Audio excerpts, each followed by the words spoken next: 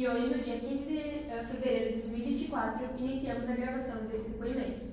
Você está ciente de que este é um registro oficial de depoimento a ser utilizado para fins probatórios no âmbito da apuração dos fatos relacionados ao ocorrido no interior do Presídio Regional de São Miguel do Oeste, no dia 6 de agosto de 2023? Sim, estou ciente. Antes de iniciarmos, solicito que o senhor declare e informe de forma clara e objetiva o seu nome completo, Pedro Oliveira, a sua data de nascimento 27 de abril de 98. e sua atual ocupação ou vínculo com esta unidade prisional. Eu sou o agente policial que cuida do presídio. Caso o senhor não queira se manifestar sobre alguma pergunta, responda nada a declarar. Porém, eu vou falar que você esteja ciente de que isso pode dificultar na interpretação dos fatos. Então, a primeira pergunta, eu vou pedir que você descreva detalhadamente o que o senhor presenciou no momento do ocorrido no dia 6 de agosto de 2023, especialmente no que se refere à sua posição exata no corredor e à sua percepção inicial dos movimentos entre os internos Matheus Almeida Rocha e Rafael dos Santos. A gente estava voltando do banho de sol. Era o último horário e o último grupo também.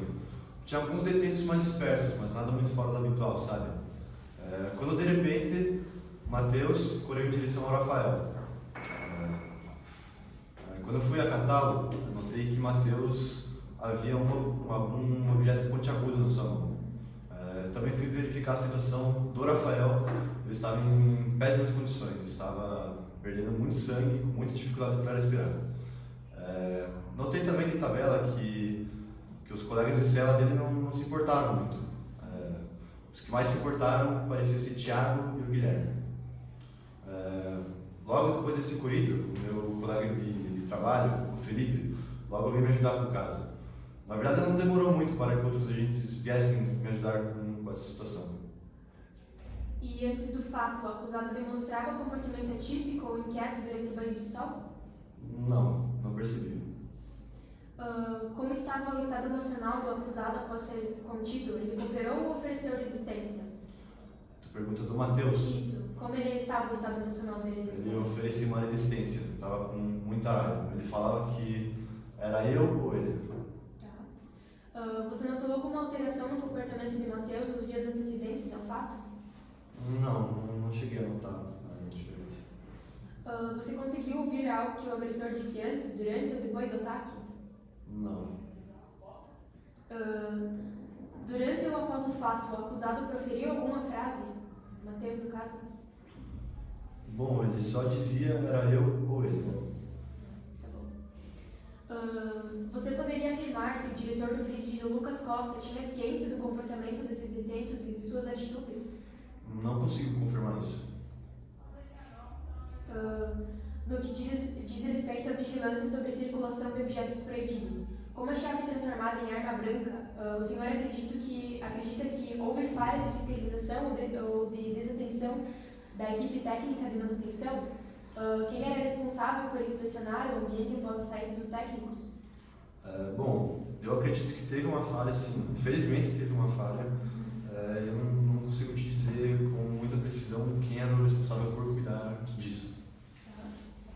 O senhor, enquanto servidor com atuação direta na segurança, já havia reportado anteriormente à direção do presídio ou a colegas de equipe o comportamento conflituoso entre Matheus e Rafael? Em caso positivo, alguma medida preventiva chegou a ser sugerida ou adotada? Eles têm um certo histórico, sim, de discussões passadas. A gente tem um histórico de discussões. Mas eu relatei isso, mas nunca chegou a acontecer algo. Tá, então tu disse que nunca aconteceu nenhuma intriga entre os dois Não. anteriormente ao crime? Aconteceu algumas intrigas antes. Sim. Teve algumas discussões deles. E vocês chegaram a tomar alguma medida preventiva? Não foi tomada nenhuma medida em relação a isso. Tá. Na sua experiência como policial penal, o senhor considera que os recursos humanos disponíveis para o controle e monitoramento da unidade são compatíveis com o número de internos atualmente custodiados? A superlotação afeta a capacidade de resposta da equipe em situações críticas como essa? Tem sim uma certa superlotação. Infelizmente, isso acaba acatando no nosso trabalho. Né? Sim. Eu vou pedir, então, sobre as intrigas de Mateus e Rafael. Que intrigas que aconteceram entre eles? Bom, eles tinham algumas discussões, a gente já havia intervido eles em algumas discussões. Eu não consigo te dizer com tanta certeza o assunto que eles discutiam. Sim. Era isso. E sobre a superlotação, por que nenhuma medida foi tomada em relação a isso, como realocação dos detentos e tal? Bom, eu não sei porque nenhuma medida foi tomada. A gente já havia relatado sobre isso e, infelizmente, isso atrapalhava o nosso trabalho. Tá. O senhor tem conhecimento de como essa chave Phillips foi parar dentro da cela de Mateus? Essa situação não configurava uma grave falha nos protocolos de segurança da unidade? Não tenho ciência de como essa chave Phillips foi parar dentro da cela. E sim, isso infelizmente é uma falha do presídio. Tá, então com base nas suas experiências como agente prisional, o senhor acredita que alguém teria o tempo e os meios para adaptar esse objeto de forma improvisada, sem intenção prévia de usá-lo como arma? Bom, por que ele fez a chave Phillips, eu acho que ele teria tempo para fazer isso e teria intenção também. E o que ele fez com uma arma, exatamente? Bom, pelo que eu sei, ele desferiu um golpe no Rafael. Eu estava de costas, então na hora que eu me virei, eu vi ele tentando desferir o segundo golpe no Rafael. O Rafael já estava, de certa forma, mole, estava tentando se defender.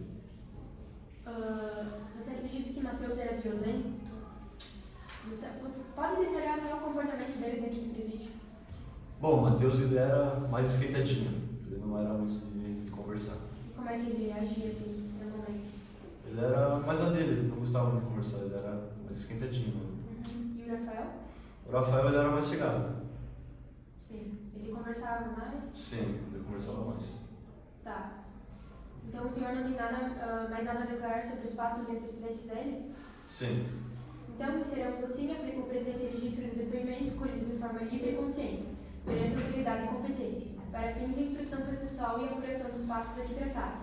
Ressaltamos que todas as informações prestadas permanecerão arquivadas conforme os protocolos legais e que o conteúdo poderá ser utilizado como elementos probatórios sempre que necessário. Agradecemos pela colaboração prestada e damos por concluída esta oitiva.